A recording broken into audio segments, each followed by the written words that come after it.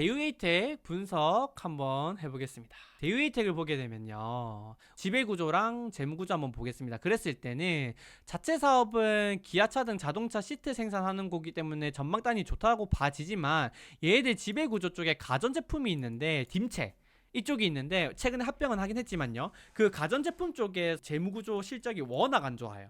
아무튼 아까 전에 대유플러스는 대유에이텍을 비롯해가지고 자동차 쪽 지배 구조를 가지고 있고요. 계열사 쭉 가지고 있고요. 그 다음에 대유에이텍은 자체적으로 자동차 쪽 부품 생산, 시트 생산하지만 그 밑으로는 가전제품 쪽을 지배하고 있는 중간 지주사 역할을 하고 있다라는 점. 그 다음에 부채 비율을 보게 되면은 기존에 293%였는데 365%로 급등했고요. 1년 동안. 그 다음에 연결 기준으로는 좀 떨어졌다고 했지만 여전히 매우 높은 수준입니다. 관계사 관련 자산은 얘도 지금 총 규모의 40% 정도, 1480억 원 정도 가지고 있는데, 그 중에 대유플러스가 158억, 얘 지금 애매하다 그랬고, 딤체홀딩스가 389억. 얘네들 다 지금 볼품 없어요. 얘네들 다 볼품 없는데 유일하게 좀 볼품 있는 관계사 자산이 스마트홀딩스라고 골프 쪽이거든요. 골프 사업 영위하는 곳. 여기가 321억 원 정도예요. 그래서 얘는 조금 자산으로서의 가치가 있다. 이 점 참고하시면 될 것 같고요. 기존에 유튜브 영상에서 말씀드렸을 때는 유동성 자산이 보수적으로는 800억, 많게는 1000억 정도 되는데 단기성 부채가 500억 정도밖에 안 돼서 유동성 부담은 한 1년 정도는 낮은 수준이다 라고 말씀을 드렸단 말이야. 근데 1년이 지난 지금은 어떤지를 봤더니 요렇게 돼 있습니다. 1년 뒤에서 봤더니, 자, 1년 이내에 단기 차입금이 1130억 정도로 많이 늘었죠. 한 2배 가까이 늘었고, 그 다음에 현금성 자산은 지금 1130억 정도로 단기 차입금이 늘은 반면 현금성 자산은 공격적으로 봐도 800억 가량 밖에 안 돼요. 그러니까 지금 이거 두 개 네팅하면은 지금 보유하고 있는 현금성 자산이 적죠. 그래서 유동성 부담이 지금은 확 올라가 있는 상태다. 이 점 우리가 알 수 있고요. 그 다음에 예전 영상에서 다뤘던 것 중에 하나가 자금 조달처를 보게 되면 지금 현재 대유에이텍이 힘들어하는 걸 알 수 있다. 왜? 처음에는 관계사 통해서 내부적으로 자금을 조달했다가, 그 다음에 기관 플레이어들 위주로 자금 조달했다가 결국에는 28회차 전환사채를 발행하면서 공모로 개인들한테 받았죠. 그래서 이게 지금 이런 식으로 자금 조달처가 이렇게 간다는 것 자체가 현재 대유에이텍 상황이 지금 녹록지 않다라는 걸 대변하는 거다라고 보시면 되고, 그 다음에 지금 재무구조만 보면 사실은 대유플러스보다는 좀 나아 보인다고 착각할 수 있지만 관계사에 따른 지급 보증이 1120억 원 정도 돼요. 그래서 지금 관계사 근데 재무제표 보면은 말이 아니거든요. 그래서 얘네들 중에 뭔가 하나 부도나서 지급 보증 이행을 해야 되면 여기서 줄도산, 이렇게 도미노로 도산될 수 있는 문제가 있어요. 그래서 이 지급 보증에 대한 문제도 중요하다. 죄송해요. 지금은 원래 제가 다뤘을 때 1120억 원 정도 된다 그랬는데 현재 기준으로 지급 보증이 800억 정도 된다는 거고, 보유하고 있는 현금성 자산은 이거 계산해 봐야 되는데 한 500억 정도 돼요. 500억. 공격적으로 봐도 한 500억 정도 되거든요. 현금성 자산, 현금 자산 130억 정도랑 아까 그 300억짜리 담보 가치가 있다라고 하는 그거는 바로 이제 담보 제공하면서 현금 조달이 충분히 가능할 걸로 봐져서 그거 두 개 더하면 한 500억 정도 돼요. 그래서 지금 대유에이텍이 봐주고 있는 그런 현금성 자산이라든지 뭐 유동성 대응 가능한 수준은 한 500억 정도 된다. 그래서 지금 보유하고 있는 유동성 그런 확보 능력 대비 한 2배 정도 단기 차입금 부담이 있다. 이렇게 이해를 하셔야 될 것 같아요.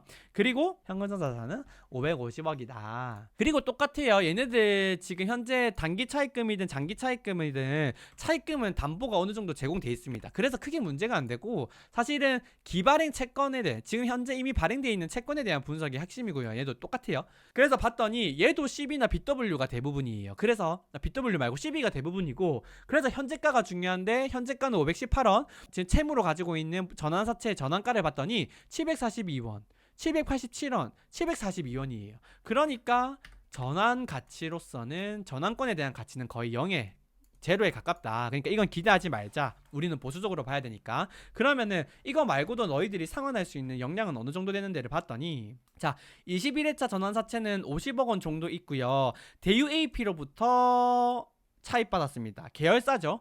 조기상환일은 2023년 11월 18일, 이미 지금 도래하고 3개월 단위가 돼 있지만 조기상환 신청할 가능성은 거의 없고요. 만기는 2024년 11월인가 2024년 8월인가. 그런데 사실은 이 50억은 대유AP가 연장해 줄 수 있어요. 그러니까 얘는 우리가 크레딧 분석할 때 얘 때문에 부도가 날 일은 없겠다라고 보시면 되고요. 두 번째로 24회차 전환사채인데 지금 재무제표상은 65억으로 돼 있지만 45억이에요. 그 20억은 지금 얘네들이 조기상환 신청했거든요. 그래서 45억밖에 안 남았고, 조기상환일 이제 곧 도래하는 조기상환일은 2023년 10월 16일 각종 증권사로부터 받은 거고요. 이 45억은 조기상환 청구된다고 보셔야 돼. 그럼 얘가 근데 우리 개인들로부터 차입받은 전환사채보다 조기상환일이 빠르거든요. 그러니까 9월 16일까지, 9월 15일까지 얘 상환 신청, 조기 상환 신청이 어느 정도 들어왔는지는 좀 팔로우 해야 될 것 같고, 아무튼 이 45억은 계상해야 돼요. 과연 갚을 수 있을까에 대한 고민을 해야 된다고. 이 50억은 할 필요 없고 이 45억은 갚을 수 있을까에 대한 고민을 해야 되고, 우리가 가지고 있는 그 다음 28회차 전환사채는 392억 원이나 있는데 얘 대부분 다 뭐한다? 조기상환 신청이 된다고 보시면 돼요. 왜? 전환가 742원인데 518원밖에 안 되니까 주가가. 그러면 전환 신청을 한다고 했을 때 전환 신청일은, 아니 전환됐을 때 조기상환일은 2023년 올해 11월 30일. 그러니까 거의 한 3개월 뒤죠. 9, 10, 11월이니까 3개월 뒤인데 이거를 과연 갚을 수 있을까에 대한 지금 전전긍긍 하시는 분들이 많다는 거죠. 됐죠? 그래서 결론부터 말씀드리자면은 28회차 전환사채까지는 상환이 가능할 것으로 기대가 되는데, 다만 추가 자금 조달 불가피합니다. 추가 조달 없이 상환 뭐 가능할 수 있다, 어거지로 상환할 수 있다라고 생각은 들지만 사실은 이거 상환해도 사업 명의가 안 돼. 그러니까 운영 자금이 필요한데 운영 자금이 없어요. 그래서 어떻게든 자금 조달해서 갚거나 뭔가 액션을 취할 거다, 이제 이렇게 생각은 들고요. 다만 뭐 부득이한 경우에 자금 조달이 어렵다 하더라도 어떻게든 상환은 될 것으로 봐지는데, 그 이유가 뭐냐면 지금 현재 아까 말씀드린 것처럼 보유한 현금은 130억 가량 밖에 없지만 지금 그 알짜 담보로 해서, 담보 제공 가능한 자산으로 해서 그 스마트 홀딩스 있죠, 그쪽 골프 사업 쪽 이 부분을 담보로 해서 뭐 못해도 한 200억 가량은 조달이 가능할 것 같거든요. 그럼 이걸 가지고 뭐 24회든 28회든 상환할 수 있을 것 같다. 근데 조금 자금 모자라잖아. 이거는 대유 그룹 차원에서 대유 AP가 지원을 해주든 어떻게든 지원 가능한 수준이라고 봐지기 때문에 뭐 28회차가 상환을 안 하고 부도 낼 가능성은 조금 낮지 않나, 이렇게 봐지는 건데, 그래도 애매한 부분이 있죠. 대유 플러스 12회차랑은 느낌이 좀 다르죠.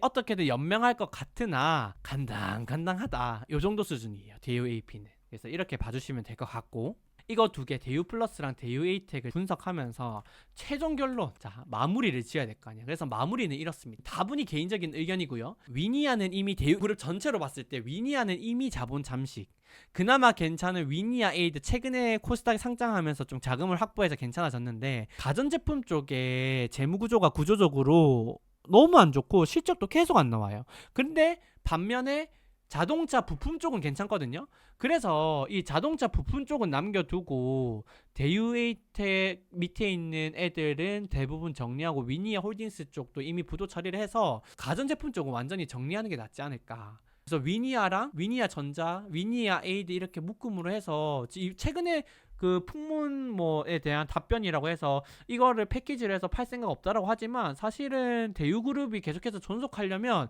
얘네들을 팔 수밖에 없어 보이거든요. 결국에는 얘네들을 팔지 않을까, 이런 이제 의문점이 들고요. 그래서 뭐 자동차 부품 생산 계열사로 단일화해야 좀 지배그룹으로서의 뭔가 이렇게 살아남을 수 있을 것 같은데라는 생각이 들고, 대유 AP 말고는 사실은 대유 플러스든 대유 에이텍이든 상장돼 있는 기업에 채권을 투자한다고 했을 때 그닥 투자하고 싶지 않아요.